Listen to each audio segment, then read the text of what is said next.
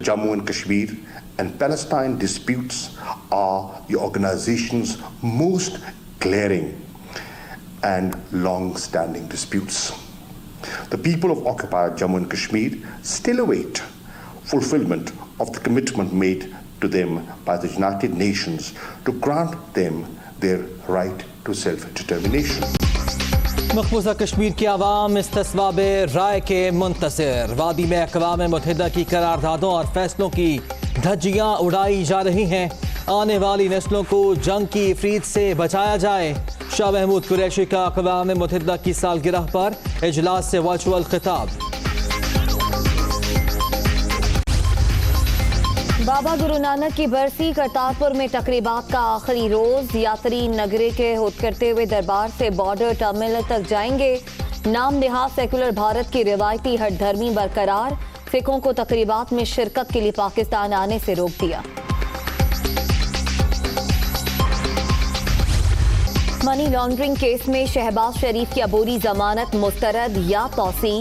Lahore high court کا 2 رکنی bench آج پھر سماعت کرے گا. اپوزیشن لیڈر کی پیشی کے موقع پر سیکیورٹی کے سخت انتظامات.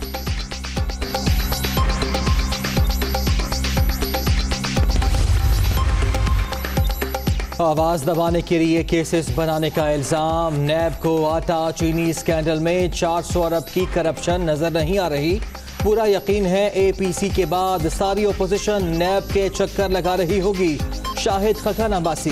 انتقامی ایجنڈے سے ملک تباہ ہو رہا ہے. احسن اقبال.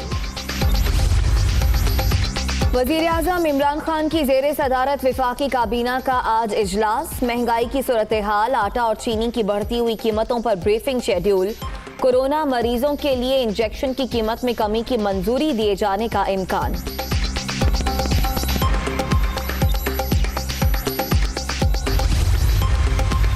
وزیر اعظم عمران خان سے army chief general Qamar Javed Bajwa کی ملاقات. ملک کی سیکیورٹی صورتحال پر تبادلہ خیال. لائن آف کنٹرول پر بھارتی جارحیت پر بریفنگ.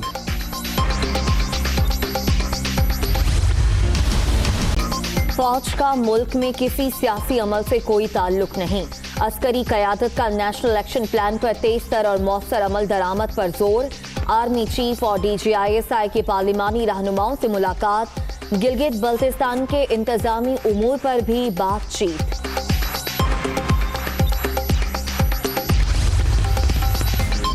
اپوزیشن کے اکٹ پر سب سے زیادہ شادیانے بھارت میں بچ رہے ہیں. نواز شریف چاہتے ہیں کہ ادارے ان کے پیسوں کا تحفظ کریں. وزیر اعظم نے پہلے ہی پیش گوئی کی تھی جب احتساب ہوگا تو یہ اکٹھے ہو جائیں گے. وفاقی وزراء. کورونا سے 4 افراد جاں بحق. اب تک 6,424 اموات. مہلک وائرس سے 3,06,886 مریض متاثر. 582 نئے مریض. ملک بھر میں ایکٹیو کیسز کی تعداد 7,303 رہ گئی. ایک دن میں ریکارڈ 36,155 ٹیسٹ.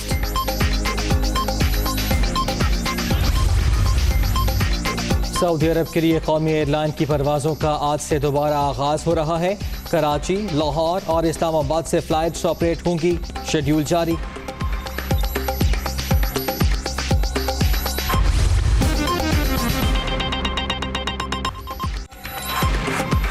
بسم اللہ الرحمن الرحیم. السلام علیکم. آپ دیکھ رہے ہیں دنیا نیوز اور میں ہوں محمد دانش بٹ. میں ہوں ام رباب زین. ہیڈ لائنز آپ جان چکے. واپس آئیں گے اس بریک کے بعد.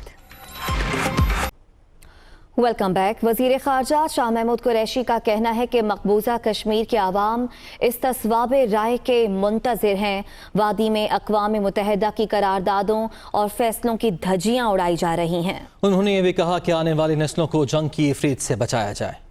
اقوام متحدہ کی 75ویں سالگرہ کے موقع پر نیو یارک میں UN جنرل اسمبلی میں ہائی لیول میٹنگ کا انعقاد کیا گیا. وزیر خارجہ شاہ محمود قریشی نے اجلاس سے ورچوئل خطاب کیا. انہوں نے ادارے کے لیے پاکستان کی طرف سے نیک تمناؤں کا اظہار کیا. شاہ محمود کا کہنا تھا کہ اقوام متحدہ کی ڈائمنڈ جوبلی ایک تاریخی موقع ہے. برتری کے غلط نظریات کی راکھ سے اقوام متحدہ کی امید نے جنم لیا. آج UN کے بنیادی اصولوں کی طرف پلٹ کر دیکھنے کا دن ہے. یہ باوقار انداز میں خود احتساب تصابی کا موقع بھی ہے. ضروری تقاضا ہے کہ آنے والی نسلوں کو جنگ کے افریت سے بچایا جائے. وزیر خارجہ شاہ محمود قریشی نے مزید کہا کہ مقبوضہ جموں کشمیر کے عوام استصواب رائے کے منتظر ہیں. کشمیر سے متعلق اقوام متحدہ کی قراردادوں اور فیصلوں کی دھجیاں اڑائی جا رہی ہیں. The Jammu and Kashmir and Palestine disputes are the organization's most glaring and long-standing disputes.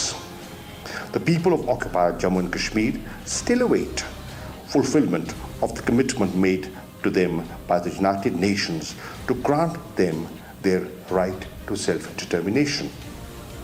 Today, the UN is derided as a talk shop. Its resolutions and decisions are flouted. اقوام متحدہ کے سیکرٹری جنرل انتونیو گوترس نے اجلاس سے خطاب میں کہا کہ کثیر الجہتی چیلنجز درپیش ہیں مگر ان کا کثیر الجہتی حل نہیں ہے. کوئی عالمی حکومت نہیں چاہتا. گورننس کی بہتری کے لیے مل کر کام کرنا ہوگا. چین کے صدر نے اجلاس سے ورچوئل خطاب میں انصاف، باہمی احترام اور برابری پر زور دیا. شی جن پنگ کا کہنا تھا کہ اقوام متحدہ کو امن کا دامن تھامے رکھنے کی ضرورت ہے. اقوام متحدہ کے نظام کو مضبوط ہونا چاہیے. جرمن چانسلر اینگلا مرکل نے کہا کہ دنیا کو سرحدوں سے نکل کر سوچنا ہوگا. تمام ممالک سرحدوں سے نکل کر ایک دوسرے سے تعاون کریں.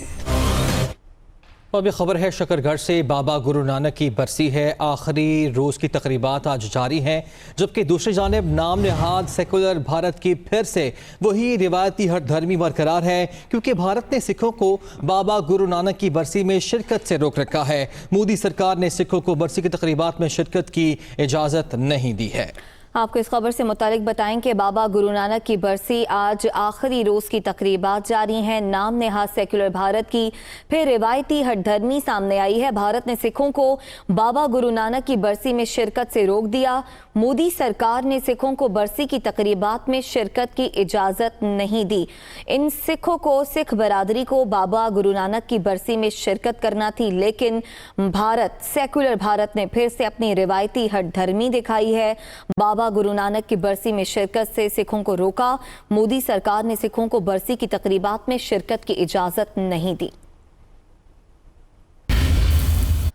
اور چیئرمین سی پیک اتھارٹی کا کہنا ہے کہ وزیر اعظم نے نظر انداز دور دراز علاقوں پر توجہ دینے پر زور دیا ہے.